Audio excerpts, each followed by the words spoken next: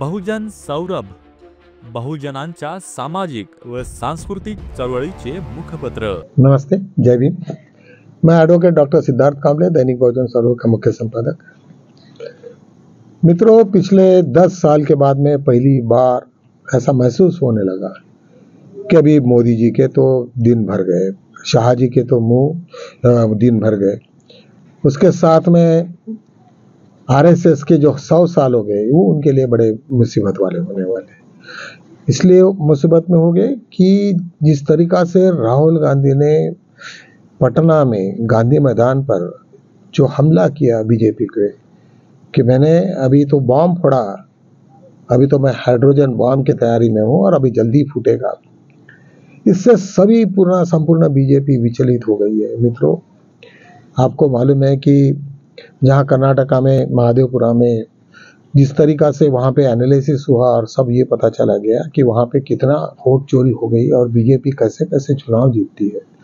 ये होने के बाद में चीफ इलेक्शन कमीशन की तरफ से, गवर्नमेंट की तरफ से किसी ने उसका खंडन नहीं किया। ऑन द कंट्री ये हुआ कि बीजेपी के लोग थोड़े सामने आ गए वगैरह वगैरह सब हुआ। बाद में चीफ इलेक्शन कमीशन में जो उन्होंने प्रेस कॉन्फ्रेंस लेके लेकिन एक भी मुद्दा उनका ये नहीं ये किया खंडित कि भाई ये गलत है ये है। तो जब ये सब हो गया तो अभी सबके सब पूरे स्टेट के लोग अब अपने काम को लग गए हैं और सभी लोग अभी देख रहे हैं कि नरेंद्र मोदी के इलेक्शंस में, क्योंकि हाफ पीरियड था तो नरेंद्र मोदी काफी पीछे चल रहे थे और बाद में सडनली उछाल हो गया और सब खेला हो गया।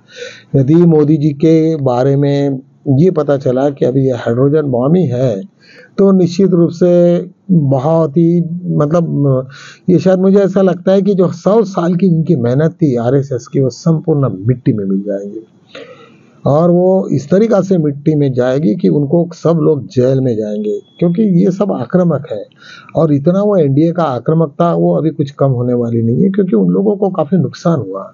उन लोगों के कैंडिडेट गिरे, जिस तरीका से उन्होंने करोड़ों रुपए उनके बर्बाद हो गए। तो किसको भी लगेगा कि जब भी कभी हम एग्जाम में जाते हैं और हमको ये बाद में पता चलता और बहुत अच्छे से पेपर दिखते, रात रात तक हम लोग पढ़ाई करते, सब कुछ करते और बाद में जब रिजल्ट आ जाता तब हमको पता चलता है कि भाई यहाँ तो पेपर पहले से फूटा हुआ था, पहले से लीक हो गया था, सब लोगों को तो आंसर्स मालूम थे। तो आदमी पूरा बौखला जाता है और उसको लगता है कि मैंने क्या किया ऐसा, मैं क्या मेरे में कुछ कमी है, मैं इतनी पढ़ाई करके गया, लोगों ने तो कॉपी करके पास हो गया। ऐसे ही बात आज देश के सामने है और मुझे लगता है कि यह बहुत ही एक चिंताजनक भाव है। ये बहुत चिंताजनक इसलिए है क्योंकि डेमोक्रेसी का सबसे बड़ा मंत्र है वोट।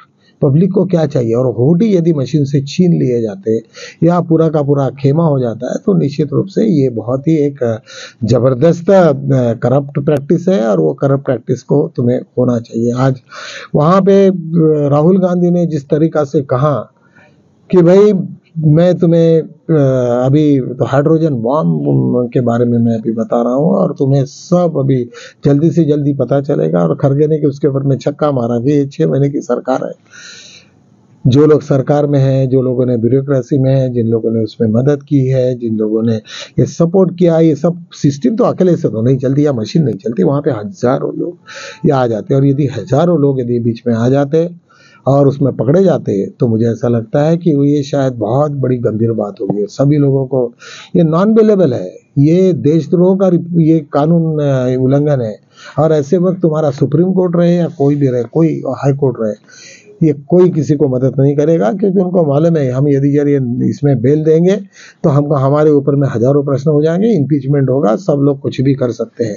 ये सब बातों का ध्यान में रखना चाहिए और करके बुद्ध हर वक्त कहते थे कि भाई तुम गलती से भी कोई झूठे काम के ऊपर में मत चलना, झूठे रास्ते पे मत चलना, झूठी बातें नहीं करना, जो भी है वो सच्चाई के साथ रहोगे तो ही तुम्हारा उद्धार है। आज फिर वही है बिहार जहां से तथागत भगवान बुद्ध की वाणी संपूर्ण विश्व में चली, आज वही से वही वाणी आज पूरे इसमें चलेगी कि होठ चोर गद्दी छोड़। क्या मतलब इतना जो सीन हो रहा है, और जिस तरीका से अभी कोई भी स्वाभिमानी आदमी होता तो इवन आरएसएस के लोग होते तो छोड़ देते थे या कुछ करते थे, लेकिन इतने बेशरम, इतना थिक स्किन है, इतनी जाड़ी चमड़ी है कि उनके ऊपर में कोई फर्क नहीं पड़ता, और बदमाशी के ऊपर बदमाशी कर रहे हैं मित्रों। उसके साथ में ही और एक बहुत बड़ा एक पी सुदर्शन रेड्डी का जो जिस कैंडिडेचर है वो एनडीए के मैक्सिमम लोग उनके साथ में रहेंगे, ऐसा लोग सब, ये जो यूट्यूबर्स है वो सब के सब लोगों का यही कला ये है, उनका रुझान है कि शायद यही होगा, क्योंकि एनडीए में बहुत सारे लोग बहुत डिस्टर्ब है। और सभी को मैं पहले दिन से आपको कह रहा हूँ कि नायडू जी के खास वो मित्र थे, और नायडू जी के कहने से ही वो उन्होंने ये किया। जब उनकी प्रेस कॉन्फ्रेंस हो गई रेड्डी जी की, तो उन्होंने कहा कि मुझे कांग्रेस ने के अध्यक्ष ने मतलब ये किया है कि आप मुझे जल्दी से जल्दी बताओ, और वो मेरा यहाँ पे नॉमिनेशन हो गया है। तो निश्चित रूप से वो लोग तो छुपाएंगे, लेकिन और इस बीच में आज नरेंद्र मोदी जी तो अभी हमारे चाइना में है, और चाइना से फिर रशिया, और ये सब दौरा हो रहा, शायद इनका मुझे लगता है कि आखिरी का ही होगा, और इसके बाद में सब खेल खत्म हो जाएगा। लेकिन ये जब जाएंगे तब हजारों लोगों को फंसा के जाएंगे। जब भी कभी कोई डॉन या कोई ये होता है वो तो चले जाता, कोई इनकाउंटर में मारे जाते, लेकिन उसके साथ में हजारों लोगों की जिंदगी उजाड़ के लेके चले जाते। ऐसे ही कुछ होने का ये दिख रहा है। ये तूफान के पहले आया हुआ जो सन्नाटा है उसका एक आहट है, और मुझे लगता है कि ये शायद आहट सच हो तो शायद ये देश में और एक दोबारा ये कुछ ये होगा। एक दूसरी एक अच्छी खबर थी कि आज चुनाव आयोग भी गवर्नमेंट के अगेंस्ट में जा रही है। उन्होंने चीफ इलेक्शन को कहा कि मैं एक भी आदमी ये नहीं देखूंगा कि जो वोट देने से वंचित रहे, चाहे तुम कोई भी पैरामीटर्स लगाओ, कुछ भी करो। और उसके जो आज डेडलाइन थी कल की, वो डेडलाइन को उन्होंने हटा दिया। उन्होंने कहा कि जब तक तुम्हारी पूरी की पूरी तुम्हारी प्रक्रिया कंप्लीट नहीं होती और हर आदमी ये सेटिस्फाइड नहीं होता कि वो अभी वोट देने के काबिल है या वो उसका नाम प्रॉपर है, उसमें कोई गुंजाइश नहीं, आपको वो कर नहीं सकते आप। ये बात सबको लग रहा था कि शायद गवर्नमेंट के फेवरेबल वाला बेंच होगा, लेकिन ऐसा कुछ हुआ नहीं। और उन लोगों को भी लगा कि ये सब, क्योंकि सभी को मालूम रहता है, इवन तुम्हारी जुडिशरी रहे या कुछ भी रहे, गवर्नमेंट के हाथ में बहुत कुछ रहता है।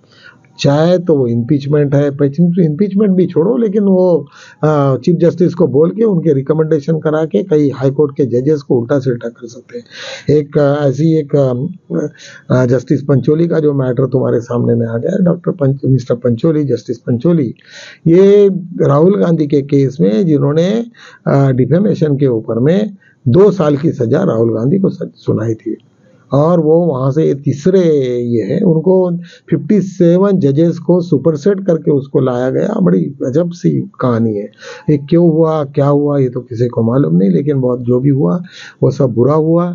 और वो उसी जजमेंट को जब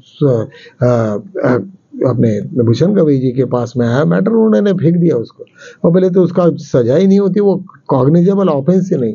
जिस आदमी को यहाँ पे मालूम है कि जिसका जजमेंट सुप्रीम कोर्ट ने डस्टबिन में डाला, उस आदमी को फिर तुम ये बनाओगे, और वो चीफ जस्टिस बनने वाले हैं। उनका जो टेनर और ये सब देखने के बाद में, तो ये सब बड़ी दुर्भाग्य की बात है। हमारे देश में कुछ जातियाँ ऐसी है, कभी मुझे अभी भी याद आता है कि ब्रिटिशर्स यहाँ से छोड़ के गए, उस वक्त उन्होंने जो कुछ टिप्पणियाँ की थी, वो टिप्पणियाँ बड़ी खतरनाक थी। यहाँ पे जुडिशियरी माइंड लोगों का नहीं है, यहाँ पे पर्टिकुलर जाति के वो आधार पे ही बहुत सारे काम होते हैं, ऐसी टिप्पणी हो गई थी। तो मुझे ऐसा लगता है कि ये सब सिचुएशंस आज तुम्हारे सामने में चैलेंज के साथ में तुम्हारे सामने में है। अभी हम उसमें से कैसा मार्ग निकालते हैं। मुझे ऐसा लगता है कि अम्बेडकराइट लोगों ने आज राहुल के साथ में रह के तुम अपने कंधे को कंधा लगा के आज होना चाहिए। ये बहुत एक अच्छी अपॉर्चुनिटी है। आज तक ओबीसी के लोग ही कांग्रेस में बहुत गए हैं, SC ST के लोगों का प्रमाण कांग्रेस में और पॉलिटिक्स में बहुत कम रहा। मुझे ऐसा लगता है कि ठीक है, वो कम भी रहा होगा, लेकिन आज की परिस्थिति ऐसी है कि कम से कम हमारे हर स्टेट में 10-12 तो भी एमपीज होने चाहिए। वो 10-12 एमपीज हो जाए तो हमें दिल्ली में बहुत सारी चीज़ें हैं जो हम कर सकते हैं। जैसे आज बिहार का इशू है, हमारा बुद्धगया का इशू है, वो छोटे मोटे मसले हैं, वो सब मसले उसी के बाद में ये होंगे। और आज ये भी एक बड़ी समस्या है आरएसएस के सामने में कि वो किस मुंह से लोगों के पास में जाएंगे। मैं तो बार बार कहता हूँ कि मालेगांव के बाद में बम ब्लास्ट बंद हो गए हमारे देश में, लेकिन जो क्रिमिनलिटी थी, जो उनको माइंड क्राइम था, ये सब क्राइम में इधर में घुस गए और सब का सब वोटिंग का जो चोरी हुआ वो उसके लिए थे। मुझे लगता है कि निश्चित रूप से आरएसएस को यहाँ से अपना बेड़ा निपटना पड़ेगा। जिस तरीका से गांधी हत्या के बाद में जो सिचुएशन आएगा, वही सिचुएशन अभी आने वाले दिनों में शायद आ सकता है। आरएसएस को कोई लाइक नहीं करेंगे, हो सकता है उसमें से बहुत सारे ओबीसी जो लगे हुए हैं वो धीरे धीरे उनका जो माइंड है वो शायद चेंज होगा और वोट चोर गद्दी छोड़ की उनका नारा पूरे ऑल ओवर इंडिया में लग रहा है, सभी तरफ में है और सभी लोग चाहते हैं कि ये इस वक्त हो गए। और निश्चित रूप से राहुल गांधी की इमेज काफ़ी सुधर गई है, काफ़ी अच्छे हो गई और लोग चाहते हैं कि इतना ही धाकड़ आदमी, कोई किसी को डरता नहीं, वो कहे भाई नक्सलाइट आएंगे, वो तुम्हें मारेंगे, ये वो कुछ नहीं, सब पब्लिक में जाके जोर से चिल्लाते हैं। इससे ही उसका ही मतलब है कि वो जो आदमी चोर नहीं रहता है, जो सच्चा आदमी है वही जोर से आवाज से चिल्लाता है और निश्चित रूप से चिल्लाना भी चाहिए। तो मुझे ऐसा लगता है कि आज हम यहीं रुकते हैं और देखेंगे। अभी ये 9 तारीख तो सबके लिए है, 9 तारीख बहुत जल्दी आ रही है, 1 हफ्ता और बाकी है। उसके बाद में देश का क्या रूप होगा, कैसा होगा, ये देखने वाली बात है। बीच में अभी गडकरी का भी नाम बीच में चल रहा था, शायद ये हो सकता है कि आरएसएस को ये पता चले कि अभी मोदी शाह का और ये गुजराती लॉबी खत्म हो गई, तो ऐसे सिचुएशन में वो शायद ये बोल सकते हैं कि भाई हमने इनको स्टेप डाउन किया है, हम गडकरी को सामने कर रहे हैं, आप भी उसको सपोर्ट करो, एनडीए को करो। इस टाइप का खेल हो सकता है, क्योंकि आरएसएस सपोर्ट नहीं कर सकती इतने सारे लोग जेल में जाए, क्योंकि सब राष्ट्रद्रोह का राष्ट्र मतलब तुम्हारे पूरे देश के अगेंस्ट में तुमने वोटिंग का ये काम किया है, तो निश्चित रूप से काफ़ी देशद्रोह का आरोप है। तो मुझे लगता है कि आरएसएस भी कुछ ना कुछ अपने आप में बड़ी चिंताजनक होगी और वो कुछ ना कुछ उसमें से मसला निकालेंगी। इन्हीं शब्दों के साथ में हम यही रुकते, कल मिलेंगे, तब तक के लिए जय हिंद।